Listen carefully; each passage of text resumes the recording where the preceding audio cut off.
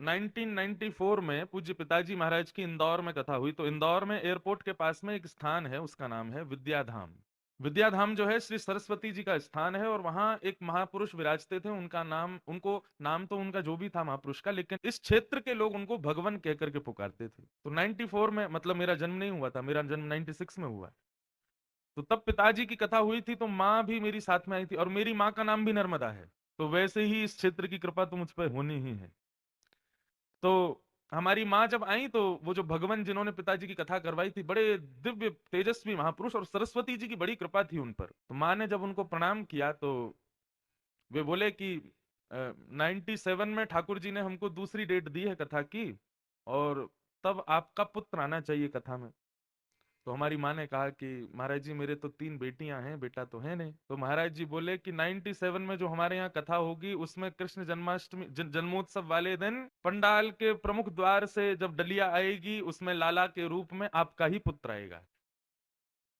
श्रावण कृष्ण नवमी तिथि बता दी माँ को, श्रावण कृष्ण नवमी के दिन आपके घर पुत्र होगा। और मेरी तिथि, जन्म तिथि यही है, श्रावण कृष्ण नवमी 96, और ये बात है 94 की। तो जब मेरा जन्म हुआ, तो पूज्य माताजी पिताजी दोनों का ये भाव रहा कि हमको जो ये पुत्र प्राप्त है, ये श्री इंदौर में जो विद्याधाम है, वहां की कृपा प्रसादी है। अब मैं जन्म लेने के बाद 97 में इंदौर आया था, उसके बाद सीधा मैं इंदौर आया 2016 में। तब मैं विद्याधाम गया था। तो भगवान तो बहुत वर्षों पहले ही परम पद उनका हो गया, परंतु उनके शिष्य परिकर सब जानते हैं कि ये इंद्रेश जी जो है, ये हमारी सरस्वती मैया के ही प्रसाद हैं। तो 2016 में मैं गया था, तब से अब तक मैं इंदौर कम से कम 10 बार आ गया, लेकिन विद्याधाम नहीं गया।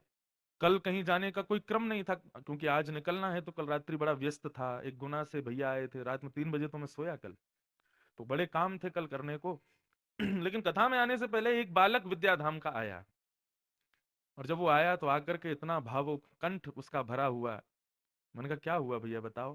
बोले महाराज जी, मैं सो रहा था, तो स्वप्न में भगवान आए थे, जो महाराज जी थे। और भगवान आकर के कह के गए कि इंद्रेश इस वर्ष 3 बार इंदौर आया, लेकिन विद्याधाम नहीं आया। अब उनको कैसे पता? बोले स्वप्न में आकर के महाराज जी ने आग्रह किया कि इंद्रेश को कहो कि वो हमारी सरस्वती विद्या देवी का ही प्रसाद है। अब इस वर्ष की अंतिम कथा वो करके वापस वृंदावन जाए, उससे पहले माँ को प्रणाम करे, माँ उसको याद कर रही है। कल रात कथा करके जो मैं भागा हूं इंदौर, और वहां पर असंख्य लोग उमड़े थे मिलने के लिए।